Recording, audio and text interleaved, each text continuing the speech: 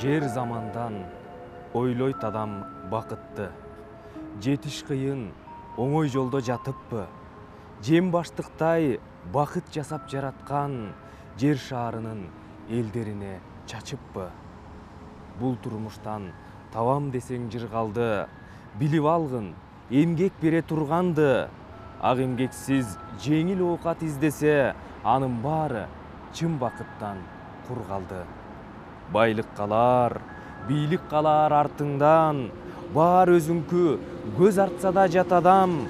Бирок дагы бакыт калбас мураска, ал жаралат маңдай терден батадан. Баасы бийик болуп келет канчадан, бакыт таппай өтүп кетти канча жан. Өз жайына койбой кээде өксүтөт, өктөм турмуш өөдө төмөн калчаган. Бакыт жүрөт асман эмес жер менен, бактылуу сен бола аласың эл менен. Эл эсинде унутулбай каласың, эгер жетсең ага маңдай тер менен.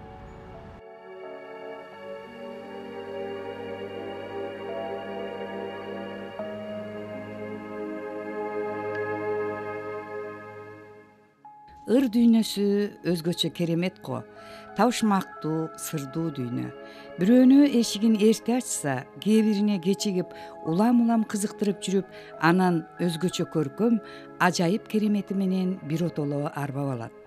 Өмүр бою акынмын деп көкүрөк каккандарды артка калтырып, байгеден чыккан күлүктөй суктандырып, суурлуп чыга келет. Кемелине келген акын Кемелгази Ниязов поэзия дүйнөсүнө кеч келгени менен, анын акындык бийик дем менен жазган ырлары тез эле өз күйөрмандарын тапты. 2 китебин элине тартуулады. Кыргыз Республикасынын Улуттук жазуучулар союзуна мүчө болду. Өмүр бою сиз чарба иштерин иштеп жүрүп, бирок көкүрөктөгү баягы чыгармачылык көрөнгөнү улам акырындан отуруп, таптап отуруп, мына жашыңыз Кудай буйрса эмки жыл 80ге келип калдыңыз да, ошол жашка чейин өчүрбөй келатканыңыз менен абдан кубандырды. Чыгышта айтат, творчество это спонтанная молитва дейт. Ал сен кайсы кызмат иштейсиң, тетиги аныңа карабайт. Чыгармачылык бул өзүң менен өзүң болуу, өзүңдүн ички мүмкүнчүлүгүңдү, ички рухуңду ачуу. Мына ушунуңуз мени абдан кубандырды. Мен бир таң калганым, ошол 60-жылдардагы кийин сиздер Жолондун, Мамытовдун муундары ошол. Жолон аганын бир отту сүйөм деген ыры бар. Ал оолоп үйгөн от көрсөм, ал оолоп кетет жүрөгүм деп. Сиздин маселен бир каалоо деген ырыңызды мен окугум келип турат. Ашыктык от бүт каптаган дүйнөдөн, адам калбас ошол отко күйбөгөн, бирок дагы сүйүү жолу катаал жол, бири сүйсө, бири аны сүйбөгөн. Бу жараткан убал соотту ойлойбу, бу сүйүүдө же калыстык болбойбу? Эзе бербей сүзмө кылып бирөөсүн, эки өмүрдөй сүйчү кылып койбойбу? 80-деги биздин аксакалдарыбыз махабат отун менен жалында урдап аткан бизди абдан кубандырат. Эми бул ошол махабат десек биз бир адамдын бирөөгө болгон ашыктык эмес, бул ички огонь, агни-йога, ички рух. Демек ушул ички рухуңуз өчпөсүн.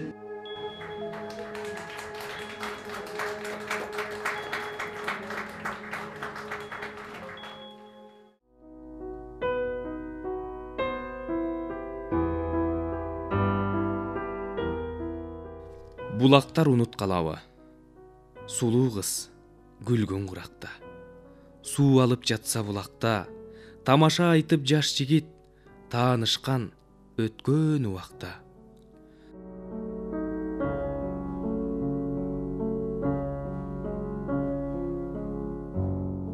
Суу турса таза мөлтүрөп, суусадым сузуп берчи деп, кетирбей кармап колунан, кеч курун дагы келчи деп.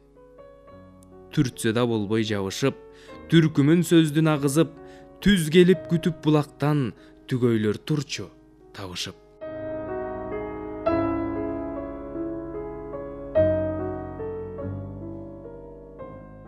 Кичинекей чагымда тоодо өстүм. Чоң атамдын колунда тарбияланып, мектепке чейин чоң атамдын колунда болдум. Жай кышы менен тоодо жүрчүбүз.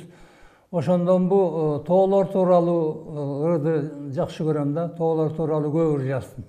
Атам Сатынбай уулу Нияз. Ал киши ушул 3 жолу сельсовет болгон экен, баш аяк 18 жылы сельсовет болгон экен. Анан баягы кыйын убакта иштеген да, согуш убагында ачарчылык дейт, эл ачка дейт, ачкадан өлүп атат дейт. Анан ошондо элди карап туруп оорусу ооруп анан баягы сельсовет да. Анан ошол эл ачка калып өлгөндөн көрөбүз деп тобокел деп башын байлап өрөөнгө деген buğdaydı oşol kişineden bir çınıdan elge tarat berçe eken. Ana egerde bilse üstüsel atuğa ketmekpis deydi. Oşonu bilgisbey el aşka olbosun dep oşontup el bakkan eken. Öz ırdaçu, komuz çertçu. Ana kişi Musa Vayeti menen jakşı yoldoş eken. Musa Vayeti anan estelik edip agişige özünün süretin bergen eken. Oşol maga agişi berdiler, sen bu süretni hiç kaçan jogotma. Бұл Мұса деген сенің аяш атаң болып, қатып жүр, тақыр жоғытпа деп берген, ошол сүреті мұна, Мұса Ваяттың ошол сүреті. Ол сүретін маға естелік қылып берген, атаман қалған ұшы Мұса Ваяттың сүреті. Мен бір 3-4 класста оқып жүрген кезде, атам бір күн айылға барабыз деп қалды, апам менен. Анан кезде айылға атшам бар шуда, машина жоқта. Ана менен кичүү енім бар эле, Молдағас деген. Ошо Молдағасын алып, ана мени таштап кетіп атышатты. Sen hem çoğayıp kaldın barbayla koy dep. Ana men dağı hem kızık da atqa minip ayılga barış. Ana men dağı baram dep anan ыйлап turup aldım, men de koşa baram dep. Anan aylası ketken dağı kişi meni soğurutup, eптеп kaltırış üçün aylыбызda bir komuz çetken kişi var eken, komusu var eken. Oşonun komuzunu anan maga satıp berdi. Anan bayağı komuzdu alıp anan alaqsıp kalıp kaldım. Anan oşo komuzdu alıp anan özümçe koyulap жүрүp, anan eптеп komşu öldüm ayılda. Anan şkolda жүргөндө şkoldun komşusu men bolçumун. Былтыр Sayızga müçörkö ötörde maga telefon çalıp atayın kayırıldı. Şu sizden bir sunuş alayın dedim de. Jasla söyle ötkün attım dedim. Anan kitebini okup berip, jana aytılmay жүргөн oylor degen, anan esimde degen. Yıllarım ayajaktı da men sunuşumda pikirimde жазып бердим эле. Эми тоягын таклай турган, өзүнүн тоягын таклай турган убак келип да. Мен Чобураттай илкип баспай кошкон аттуу Бурагат сенсиң. Бурагат деген Пегас деп коет. Акындардын кошкон аты бар аттуу Пегас деп коет да. Кыргызда Бурагат деп коет аны. Ошо Бурагатынан минип алып, мынардагы ыр дүйнөсүндө чабыттай берсин. Өмүр каалайм. Атчан мырза, зымпош толгон эр жарашып атыңа, зым оролгон камчың андан татына, зырпылдатып кыз келиндин жүрөгүн, зымпыясың сыр бербестей жатыңа. Ак боз болуп минген атың башкача, алчалактап жоргосунан жазбаса, ай жаныбар чарчабастай сезилет, ал бууттанып аттар картка таштаса. Ооздук диштеп көбүк чачып жинденген, ойдон тоодон мүдүрүлбөй бир жерден, о жараткан токтой турса эмине, ошол жыргал өмүрүмдө бир келген.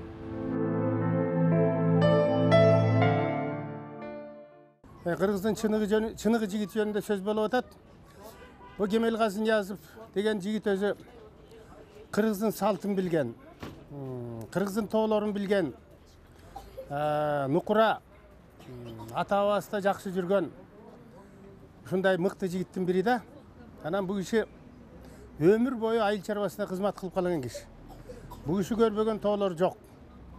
Бул киши мурун партиялык кызматкер болгон. Андан кийин анан бүт калган өмүрүн айыл чарбасына кызмат кылган. Анан ошон үчүн бул киши жана айыл чарбасына эмгек сиңирген ишмер.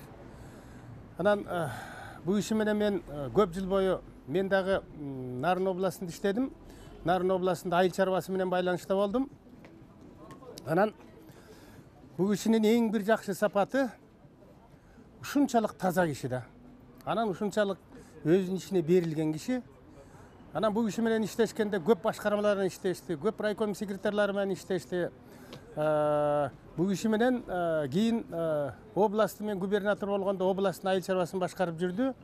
Анан ушул Нарын областында айыл чарбасы боюнча эмне ийгилик бар, бүт ушул киши менен байланыштуу да. Анан бул кишинин жана мен тазалыгы жөнүндө айттым, бул кишинин сылыктыгы, мындай бир орусча айтып койсок самородный этика бар да бул кишиде. Үй бүлөсүнө кылган мамилеси, жолдошторуна кылган мамилеси, өзүнүн ылдыйкы кызматкерлик кылган мамилеси. Анан ошон үчүн бул кишиде азыр Кыргызстанда кай жерине барса дагы, ушу Нарын областында иштесе дагы ушу Ниязов Кемелгаzi деген жигит бар экен, ушундай адам бар экен деп бул киши дайыма кыргыз элине кызмат кылган киши. Акындын алгачкы ырлар жыйнагы айтылбай жүргөн ойлор деп аталып, китепке кыргыздын мыкты лирик акыны Эсенгул Ибраевдин баш сөз жазып бергени, Кемелгаzi Ниязовдун акындык жөндөм тамгасын акын катары сезип туюп, атанын каны, эненин сүтү менен кошо жаралган тубаса шык, жөндөм бар экендигине ынанып, көрө билгендигинен кабар берип, поэзия дүйнөсүнүн каалгасын ачып бергендей туюлат. Акындык өрүгү менимче ушу бала чактан эле бар го. Мектепте окуп жүргөндө эле ыр жазчумун. Анда институтта окуп калдык, институтта окуп жүргөндө дагы жазып жүрдүм. Анан иштеп жүргөндө деле кээде жазып калчумун. Бирок бир да жолу газетага же телевизорго, радиого берип, бир да жолу эч жака берген жокмун. Себеби мен өзүмө ишене албай жүрдүм. Ошол ырлар жарайбы, жарабайбы, эл кандай түшүнөт деп. Анан кийин ошо бир случай ошо менин ыр жазганыма түрткү болуп калды да. Кыргыз элибизге белгилүү акын Эсенгул Ибраев бар эмеспи? Ошол Нарынга барып бир тойго тамада болуп калды. Ошол жерде чогуу отуруп калдык. Анан ошол жерден бир куплет ыр жазып Эсенгул Ибраевичке бердим да. Анан Эсенгул Ибраевич окуп көрүп туруп эле, "Ой Кемелгаzi, сен ыр жазсаң болгондой турбайбы, Бишкекке келсең мага бир келчи ырларыңы алып ал" деди. Макул деп анан бир 5-6 ырым барып анан Бишкекке Эсенгул Ибраевичке ода бергенде барбай коюш уят деп анан үйүнө барсам анан баягы ырларды алып калды, мен карап чыгайын деп. Карап чыгып, анан өзү машинкага бастырып, ошонун тегин Кыргыз руху деген Орто Азия жазчыларынын органы болгон газет бар экен. Тегин ошого тегин мугалимдердин кут билим деген газетасына өзү чыгарыптыр, бастырып. Анан кийин өзү мындай каалоо сөзүн кошо жазып чыгарыптыр. Анан мага звонок этти, Кемелгаzi ырларың ушундай 2 киритке чыгардым, алып оку деп. Анан алып окусам, ошондон бар кичине ишенич пайда болду да. Мен деле ыр жазсам болот турбайбы деп. Анан Кыргыз руху газетасына кийин да ырларды берип жүрдүм. Анан такай эле чыгып жүрдү. Ошондон баштап анан ыр жазсам болот турбайбы деп өзүмдө кичине ишенич болуп, ошондон баштап жазып калдым.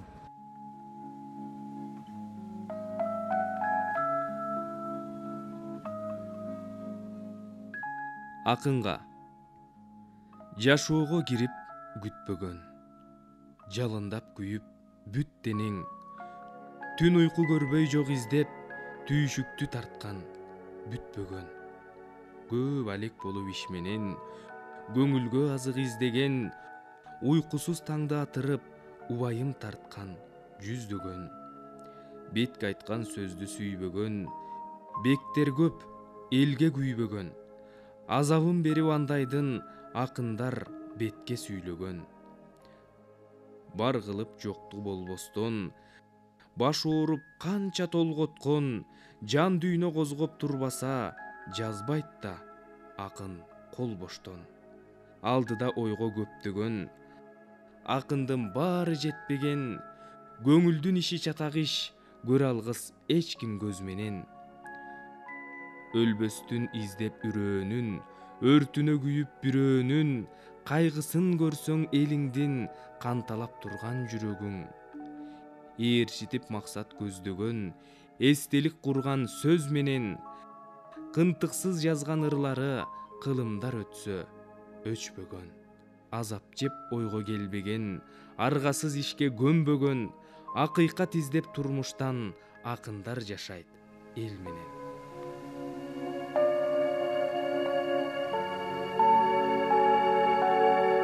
Кемелгаzi Ниязов экөөбүз 1960 жылы Айыл чарба институтуна ветеринар факультетине birinci student bolup girdik. 1965-yılı çoğu büttük. Bir kursta okuduk. Bir gruppada okuduk. Gelgendere özü adan bışık, okuga aябай tırışşak. Taң kalganım menin orus dilin köp görüşündebegen jaş jigit eken. Bir yılın içinde orusça taza söylep kaldı. Aябай hareketçiliğinin şunday iyilikке jetti. Жақсы оқушы, активдүү студент болчу. Şu активдүүлүк жагынан экинчи курста коммунист болуп, Кыргызстан Компартиясынын коммунисттеринин члени болуп кирди. Студенттик бешелерди өткөрүп, ага кезекте сельхоз институтунун имараты жаңы бүткөн, илгерки Сталиндин проектинин бүткөн абдан көрүктүү имарат болуп берилди. Актовый зал, укмуш кенен, бийик, полу, паркет. O жерде дайыма студенттик бешелер өттүрчү эле, Кемелгази эч бийлеш эмес. Bir yıl ötküp ekінші kurska karasam, ötkönde Кемелгази укмуш сону бийлеп калыптыр. Болгондо да классикалык вальс, танго бийлерин кадимкидей бийлеп кыздарды оңго солго бурап, танцылардын техникасын карасам, аудан көркүнө келип бийлеп жатат. Мен таң калып калдым, бул кандай болуп кетти деп. Анан кийин эртесин сурасам айтты, мен Ленин заводдун дом культурасына барып, ушу бий кружогуна катышып бирип, ушинтип үйрөнүп алдым дейт. Жана көрдүңөрбү? Мына ошо кезекте да мына ушундай алдыга прогресске аракет кылган студенттердин бири эле. Мен билгени ошо кезекте бул кыргыздын, орустун классикалык китептерин окуп, ошонун үстүндө эскет окуп жатканда келип көрүп калчу элем. Ана мен ойлочумун, бул кандай? Орусчасын да окушу эле, кыргызчасын да окушу эле. Көрсө ошо кезекте мунун ичинде таланттар болуп, ошо кезекте бул өзүнүн көркөмдүк чыгармачыларын акырындан жазып жүргөн экен. Биз эч билчү эмеспиз да аны. Ушуну бүт баарын тең сактап, архивде чогултуп жүрө берген экен. Кемелгази Ниязов дал ушундай профессиональный психолог, технолог, жетекчи, элди жетектеп алдыга алып бара турган, элди ээрчитип иштете турган эң мыкты жетекчилердин бири болуп чыкты. Музыка. О музыка, бүткөн бойду балкыткан, оболотуп, канат берип калкыткан, ойго койбой көтөрөсүң көңүлдү, ошондуктан сени сүйүп жалп уккан. Укмуш толкун, улам жылып наарылап, уккан адам кайгы муңдан арылат. Сезимдерге бүлүк салып сыйкырлар, сен аркылуу жүрөктөргө чагылат. Өмүрлөргө жаштык отун себелеп, өзүңдө бар кандай укмуш керемет. Селде яккан ырахатты адамга сенден башка эч бир нерсе бере элек. Көрүнбөгөн көзгө сенин элесиң, көксөтөсүң, кусагыла бересиң. Арбай берген жан дүйнөсүн адамдын, айтчы деге кандай шумдук немесиң.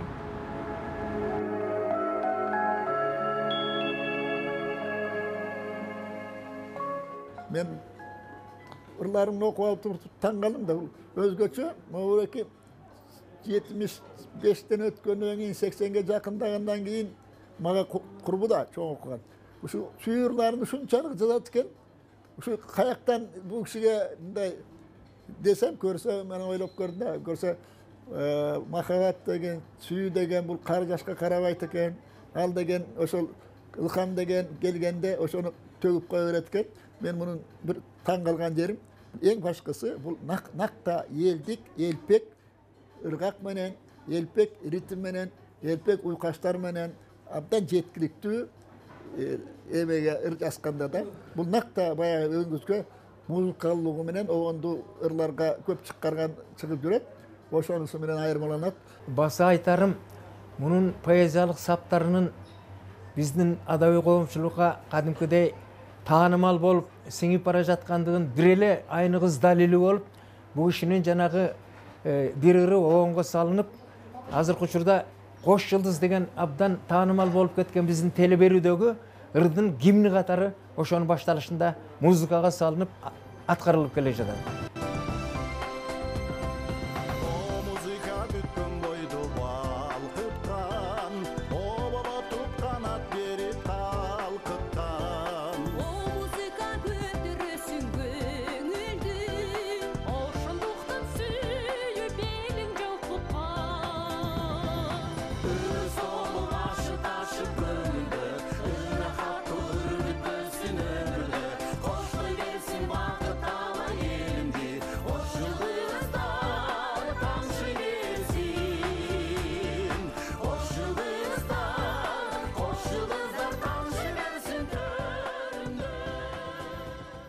Demek bunun bir tavırları azırkı учурда көрүнүктүү оңчулар, композиторлор тарабынан оңго салынып, нотага түшүрүлүп жатканына мен жагынан мен кабардармын.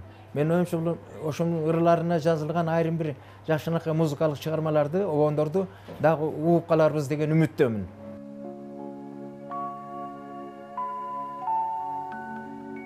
Китептеги ырлардын тематикасынын кенендиги, лирикалык сүрөттөгө бай келип, ыргактары ырдап тургандай, поэзиянын сырдуу, сыйкырдуу касиеттүү төрүнө акындын ишенимдүү кирип келгендигинен кабар берет. Айтылбай жүргөн ойлор деп. Анан мен дароо эле китепти бергенде түшүндүм, бул мамлекеттик кызматта жүрүп, акындыкка убактысы жетишпей ошо кийинерээк келип калган акын да бул. Анан ушул китебин ачып карасам, сөздөрү өтө терең экен. Баш сөзүн биздин улуу акыныбыз Эсенкул Ибраев байке жазыптыр. Анан Эсенкул байке жазыптыр деп анан ырларына өтө көңүл коюу менен тандап көрдүм да. Анан өтө терең жазылган ырлар көп экен. Чыңгызда эми эл менен деген ыры бар экен, өтө терең жазылган.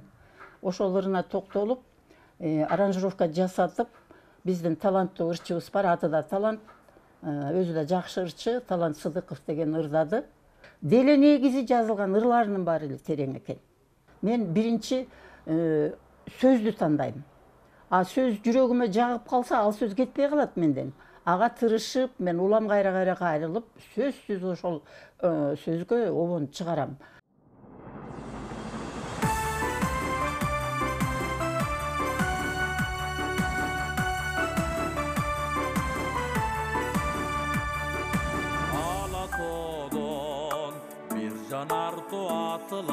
Al dünönü düngürüptü çaçılıp, alam elin selt ettirdi bir samba. Adam ulu, oylon degen çakırıp. Kırgız ulu, düngürütüp alamdı, kılındarga öz şiirin salaldı. Ata jurtun büt alamga tanıtıp. Anan özü ölbes bolup kalaldı. Dönüp çıkıp oydumdan da kırdan da, öldür almayt kılımlarda cıldarda. Sep kettin ölböstük tünürönün, sen tirüsün, adam yaşap durganda.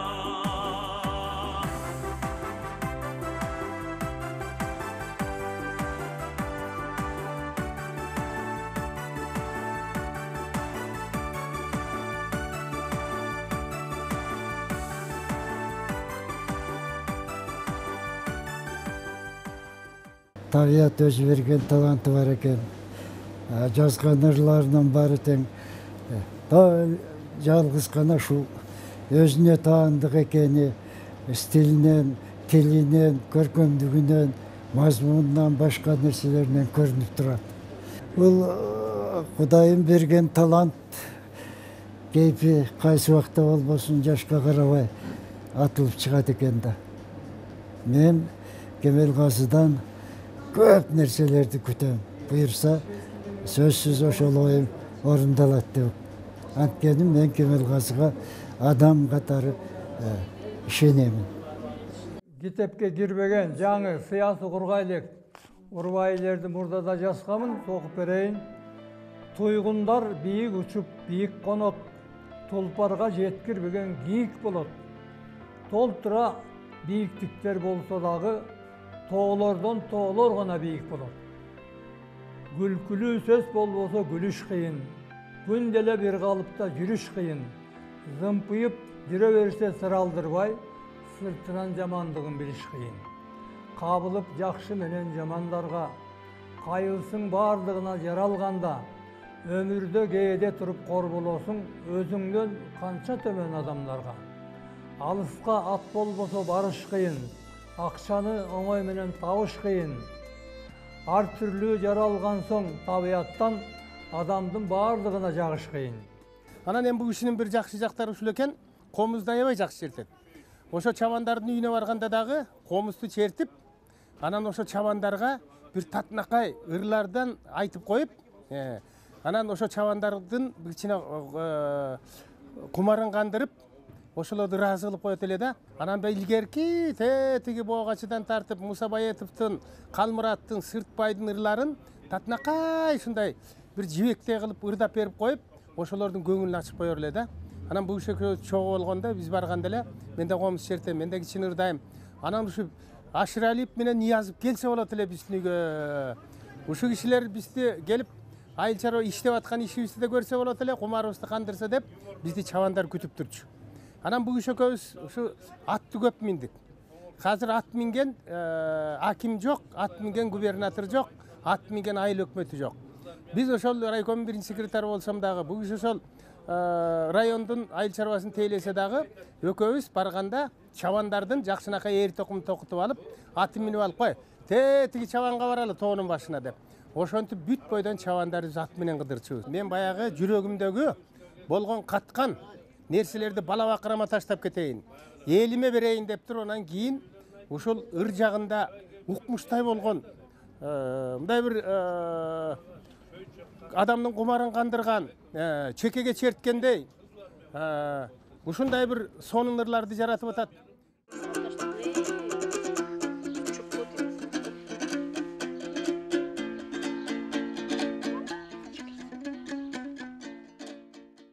Биз институтта окуп жүргөндө ошо Кыргыздын ошо кездеги балдары алдыбызга ушундай максат койчубуз. Кыргыздын жигиттери көп түрдүү болуш керек, көп өнөр билиш керек деп. Ошондо музыканы билиш керек кыргыздар, комуз чертиш керек, ырдаш керек, сууга сүзгенди билиш керек, бийлегенди билиш керек деп. Алкостон келген биз кайдан бийди билмек элек. Ошо кезде бийдин кружоктору бар болчу. Дом офицеров деген бар эле, жана азыркы дом правительства турган жерде. Ошол жерде кружок бар болчу. Ошол кружокко катышып бийлегенди үйрөнгөнбүз. Андан кийин фотоаппарат менен сүрөт тартканды үйрөнүш керек деп. Кана могу жерде фотоаппарат турбайбы, келе. Мына могу фотоаппарат менен мен ошол окуп жүргөндө сүрөт тартканды үйрөнүп, үй бүлөнү баарын тартып, бир арман ушул атабыз менен апабызды жакшылап тартпай калып турмун, баягы майда сүрөттөн чыгарып кийин пайдаланып жүрөбүз. Муну үйрөндүк. Сууга сүзгенди үйрөнүш керек деп, сууга сүзгенди үйрөнүп, азыркы жигиттер алдына көп максат койбой атпайбы? Биз анда алдыбызга максат койчубуз. Эр жигитке 72 түрлүү өнөр астык кылат. Баарын билиш керек деп. Баарын билбесек да ошо аракет кылчубуз. Ана мен ушул комузду ошондон бери чертип, орто жолдо кичине чертпей калган мүмкүнчүлүктөр да болду, ал кандай шартка байланышып. Азыр мен силерге ошол мен студент кезде комузчулар ансамбль деген бар эле, ошого катышып, ошондо чертип жүрчүбүз. Ошол кезде үйрөнгөн Жаш толкун деген бир күбө бар. Ошол Сейиталы Медетбек деген бир жакшы комузчу бар эле. Ошонун Жаш толкун деген күбүсү бар. Ошону студент кезде чертибиз. Ошол күбөнү мен азыр силерге чертип берейин.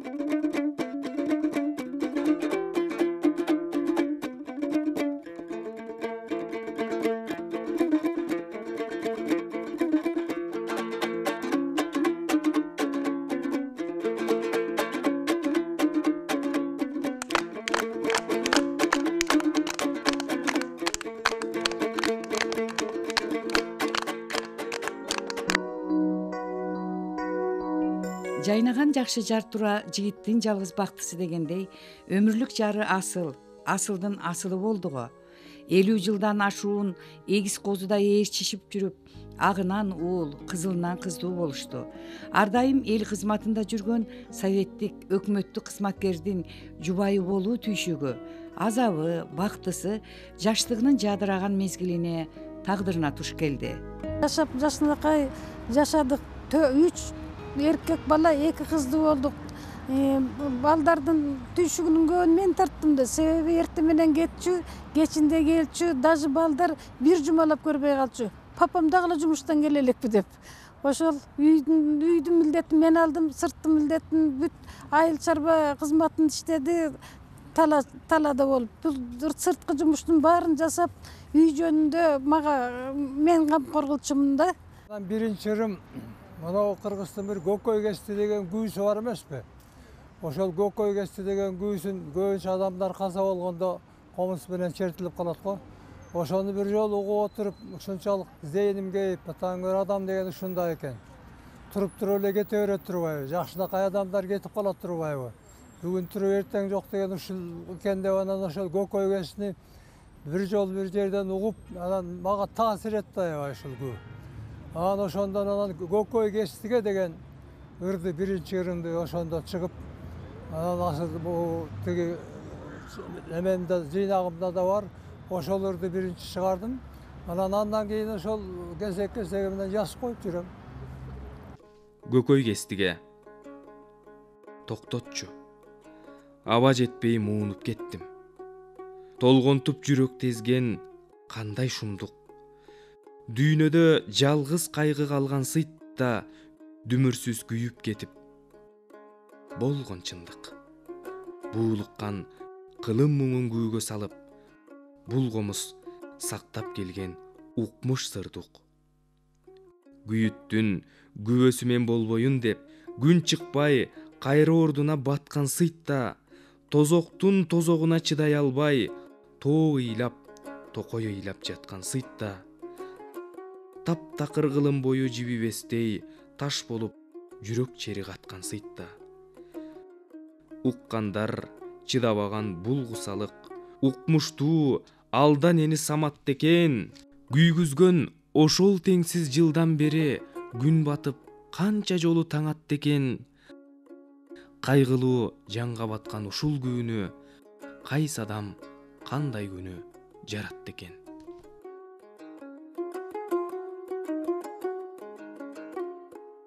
Эмес, чуңкур жактан кымыз алып келиптик Толкунбек. Жакшы кымыз экен, ишталган сабанын кымыз экен. Куюп берейин ич. Ооба, кайгылуу ыр. Асыл эже жубайы Кемелгазы акын тууралуу тартылган биздин көрсөтүүбүздү көрбөй калды. Ооба, бүткүл дүйнө жүзүнө келген 20-жылдын жай айындагы апаат жүрөгүнүн кагышын токтотту. Акындын ийгилигине кубанган бойдон өмүрлүк жарын, уул кыздарын, неберелерин убайымга салып, жарык дүйнө менен коштошуп кете берди. Акындын жазыла элек далай чыгармаларын Асыл эже окубай калды.